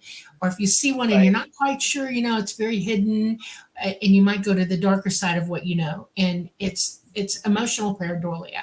It is our mind trying to explain. It's like in your eyesight. If you have a blind spot or if you have something in your eye that's blocking your vision, your brain will fill it in so that you see the whole picture. Well, we all see the world through our own belief system. Exactly. And pareidolia is very personal, yes. And we're just filling things in. That's why I tell people, be your own best researcher when you see things that you don't understand. Make sure you know where you are, what time of day it is, what's going on. Look around you, mark time, mark what you're seeing, memorize every little detail you can, shine a light on it, and make it that your memory. And that way, when you have time afterwards, after it's over with, then you write it down, and then you seriously discuss it with yourself. What did I just see? And argue with yourself about it. And the best way I can tell you about researching what you know or what you've just experienced is you go through everything that it cannot be until you're left with one thing. That's usually your answer. So that's what you do. Well, I want to bring up another question, which actually I kind of want to answer. Also from Foreshores, how often do aliens talk about personal stuff in your life? And that does absolutely come up, because I can think of 3 cases right off the bat where one guy was told, this is the girlfriend you're going to meet, and this will be your son's best friend.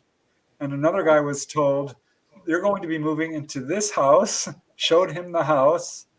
And another lady was told, you are going to break up with your boyfriend. It's not the right relationship for you. I mean, I've got a lot of cases where they talk about people's personal stuff. In fact, the very first case I had of a gray visiting a lady who was the daughter of the person I worked with, the gray told her, you're going to get a raise at work, which turned out to be true.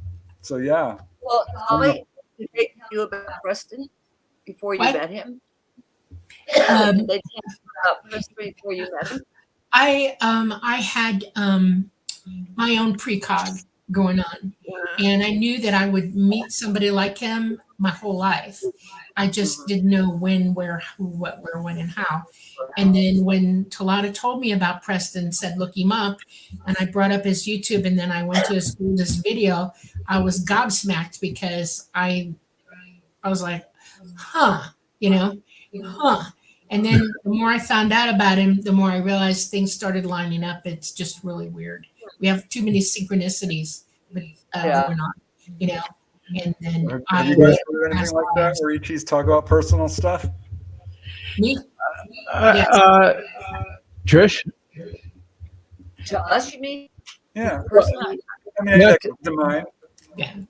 I think, to some of the cases we've looked at, and, other, people, I'm trying to think. I mean, Connie Cannon had a lot of things that happened. Oh, Connie, yeah.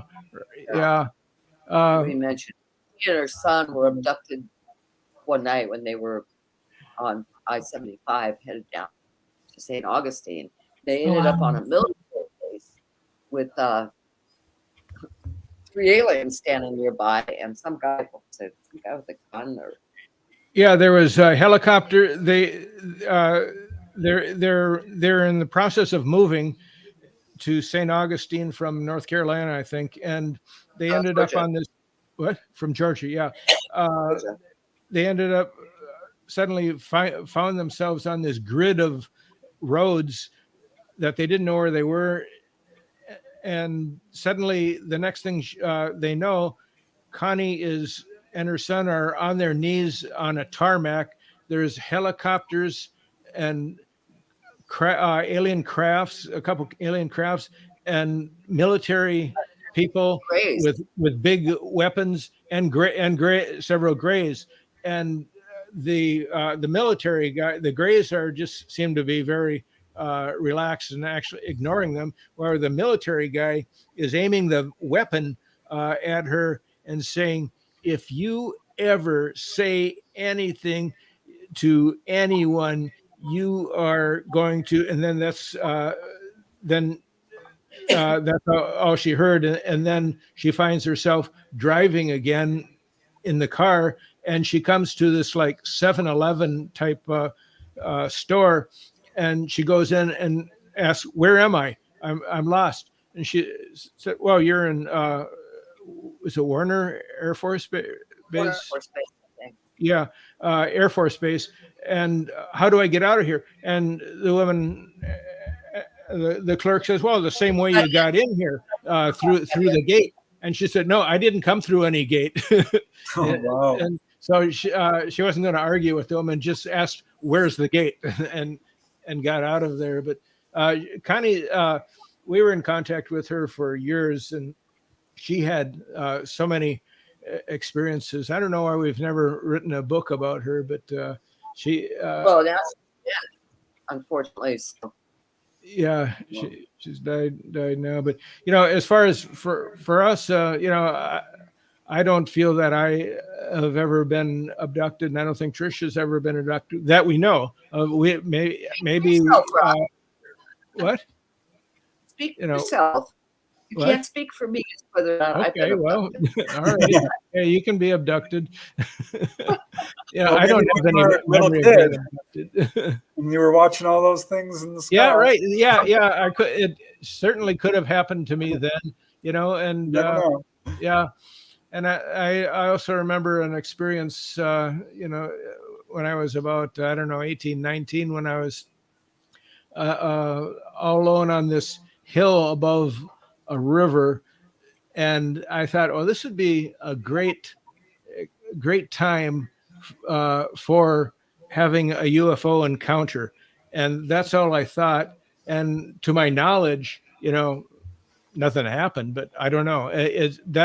But that memory has always been there, that experience, but I don't have any recollection of anything at all happening. I didn't see anything so. Well, I got a few more questions I'd love to bring up. And this one is not so much a question, but a comment, which is what we've been talking about. Tool says, it is much bigger than just visitors from another planet. And that's what I love about your guys' research. It's synchronicities. It's all kinds of paranormal events. Right. Yeah, it's not nuts and bolts. That's the one thing the UFOs are not, is just flying like we try to do, to fly to the moon or to Mars.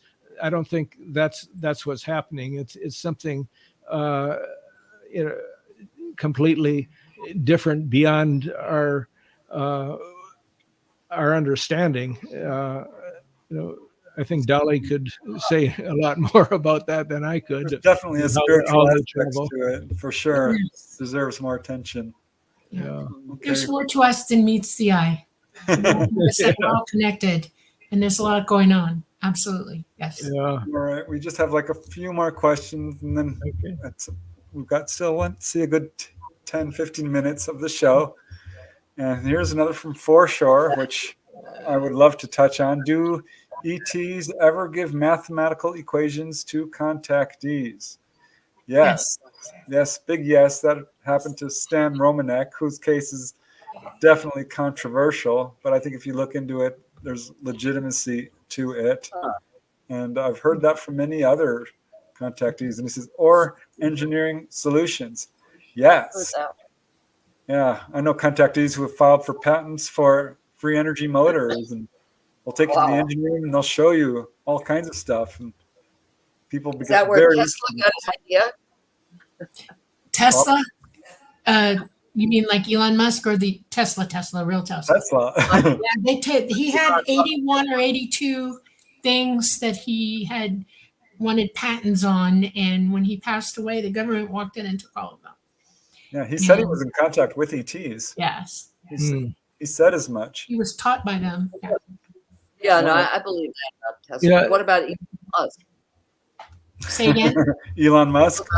I think Elon Musk is incredibly intelligent, and he is very aware. And he knows more than he says he does. Yeah. All right. Well, here's a question about the Bermuda Triangle from Janice Connett. She's asking, I think this is what it's about because that's when we were talking about it. Do Yeah. you think there's a magnetic force or supercrystal under the sea that creates that phenomenon? No. Oh, that's like a theory that's been around for decades. That Atlantis was destroyed by a crystal that blew up and is like some kind of like a nuclear, like the power of a nuclear weapon. You're shaking your head. No. No, we've been on this Theory, planet a I've long heard time. that theory. In different iterations of time. Every 12,000 years, we kind of change the guard, okay? And humans go away for a while and then they come back. And way back, there were a couple of iterations of humans here who developed a nuclear weapon as well and actually exploded them in the past, way past. I think that most people need to realize is that all the monuments that you see now, the pyramids, all of them, and they're configuring for Orion or for Sirius or for the Pleiades, they left messages in these monuments, and they're pointing toward the 12,000-year cycle. And they were trying very hard for us to understand that we had things we needed to do. And I think it's a little confused now. I think people are not really aware of the truth, total truth. And of our history is there's a lot more history than we're aware of. Exactly. Prehistory. All right. Well, here is another question from Neural Channels, and thank you very much for the super chat donation. And he is asking, did any of you find that the lifetime of paranormal experiences, that it can be a stepping stone to connect to ET? I think it's part of it. Absolutely. Yeah, it's all related. Yeah, ET's asking everybody to use their abilities. You have a pineal gland. It's innately built into your body and your whole system, and we're supposed to be aware and awake with it. And when that happens, when you start using your abilities, you realize that it's all interconnected. We're all entities. We all live, we're not part of this body, really. We're just indwelling here. We live forever. We've had many experiences. All of us, we're here for a reason. I mean, everything is interconnected. People who pass away and don't leave this planetary influence are stuck here sometimes. We can help them. We can speak to our family who have moved on. We have that ability. Heck, the Japanese call it Shinto. It is a religion to them where they communicate with their loved ones and ask them for help. And they do in this religion, they know. I mean, there's Buddha, there's, Krishna, there's Shiva. There's all kinds of things that point you in the direction of it's all related to one another, all of it. And ETs are part of that.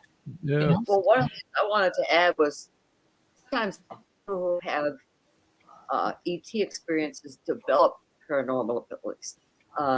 We found that absolutely abductees became planetary empaths. They could feel precognitively before a disaster of some kind. Would get physically ill. They couldn't yet identify where the thing would occur, but they knew if it was going to be an earthquake or a volcano. Or yes, you're sensing the energy changing. Absolutely. Everybody's actually capable of doing that. Some are just more tuned into it and really do feel it. Yes. Yeah, I think ETs are trying to wake us up to that. All right, we have time for one more question, and this one is from Wrong Planet, who asks, how can a regular unimportant guy try to seek contact to really know it's real? Even though my belief is that aliens do exist and the world is probably more Star Trek-ish than one would think. There's no such thing as a regular unimportant guy. We're all important. That's right. That's the thing too about contact. Yeah, contact. They don't seem to go. Definitely maybe they do go to the power brokers of the world, but almost anybody can have contact. It doesn't seem to matter who you are and your position in the world. Put it that way. Nobody's better than anybody else. That's exactly what they are. That's right. Dolly, I have a question for you. Right. In your experiences, have you ever seen any alien writing, like on a wall or? Most craft do not have symbols on them. If they do, the pilot, the indwelt being, the ship is alive, will show people. It'll array them. In other words, they'll come up and they'll put it up for you to see. They're trying to get your attention, or they're maybe going to express an image to you. It's not a permanent thing. They'll just do it because we use language. Symbols are important to us. There are some symbols that we use on craft, and they're mostly, it's in the language of the tall grays. I'll teach you 2 words real quick. Atriar, that means I'm ready, okay? At ut, me, you, at ut. Atriar, at-riar, I am ready, okay? It is a written language, and I use symbols when I'm shorthanding, because I do have a pad. And if I'm reminding myself of something, because I've got about 20 different things going on at the same time when I fly, and I'll, like any pilot, write it down, okay, the way I'm going to do this, and then I broadcast. Betty Hill had a bunch of symbols, and I did translate them for her. I never heard back from her family about it, but yeah, I did it. Yes, they do write things sometimes. Yeah, we had one of our people that we did some research on and helped out. He had that experience when he was abducted, that seeing when he was What are you talking about? The guy who's lived with us for a little while, that I took him up to Dr. Berthold Schwartz to be. Don was his name, right? That's right, Don. Yeah, okay. Don. So he had a kind of interesting experience being abducted. He and a friend were going to a Halloween party, and they were in costumes. He was dressed as a pirate, I think, and his friend, I can't remember what costume he wore. So they end up, their car, the engine just dies in their car as they're driving, and they're taken out, and they find themselves standing in a line of people going into this craft, and everybody seems to be, just totally unaware of what's going on, and just, standing there numb. And, they're standing there in their Halloween costumes going aboard a craft. That's happened. Nobody seemed to be impressed by that, by the way.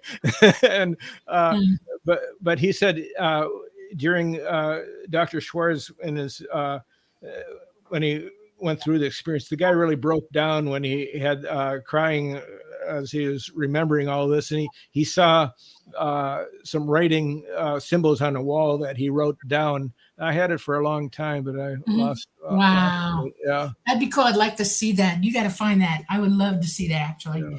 That's very cool. Well, we're in our last 5 minutes, so I want to give you guys a chance to talk about your amazing podcast, The Mystical Underground, and all your amazing books, or anything else you've got coming up. I'm trying to put some of your books up here on the screen so that people can see, because there's so many. You guys really impressive. But yeah, here's a few minutes to just kind of self-promote yourself. Yeah. How can people get in contact with you? No kidding. Write us through themysticalunderground.com. That's our blog website. There's a contact form. Also on, I don't know if you can contact us through YouTube, but we now have a YouTube channel. Cool. What's it called? That's a question. And if people, it's called the Mystical Underground. Okay, that's very cool. So if people want to know more about the Mystical Underground, we also actually have a book called The Shift: Reports from the Mystical Underground. Right. Nice. It came out a few months ago. Now, are you on Amazon? Can we find all your books through Amazon? Yeah, you can. Okay. Amazon, Barnes and Noble. Look at that, you guys. And a whole library for. Yeah, right. It just goes on and on and on. It's Oh, feeling really it's impressive. I know. Fevered. Okay. Very cool. Well, Yeah. All right. Oh, Sorry, there's even a novel called By Strangeness that I Yeah. wrote. Yeah. It's on the fictional island of Tango Key. You might want to look at that one. Okay. You'll see I will. similarities. I've been there actually. Yeah. When I grew up, we to relax, we all went to the Keys all the time. Okay. We had a camper and we just went. And I've been all over the Keys, everywhere. And I've been to the Caribbean, and we used to go to Bahamas, Bahia Honda days and stuff like Gumbe Summer festivals, and all that stuff. Yeah. Well, And, unfortunately, we do have to wrap it up. So I just Is really it want time? to Oh yeah. thank you guys. I So know. much fun. So much fun. Yeah. I want to give a shout out to Namaste. and thanks the a other lot. people. Yeah, we're going to probably be up in your direction around Christmas time. Maybe we'll get together. Yes, absolutely. Yeah. Cough. That Okay. would be really awesome. Yeah. Yeah. Yes. All right. Okay. Well, I would like to say to everybody, thank you very much for coming, Rob and Trish. We're glad that you showed up, and we're going to do this again, please. And Sounds good. the Light Gate welcomes everybody who showed up, and we'll see you next Monday night. It's a wonderful time of year. Go see the leaves. We were lucky enough to come to you from the beautiful city of New Orleans on the United Public Radio Network, 107.7 FM, and the UFO Paranormal Radio Network at 105.3 FM. Yes. Namaste. Check out the Mystical Underground too. Yes, absolutely. Absolutely. Okay. Thank you. Bye. Enjoyed it. Bye now. Mwah.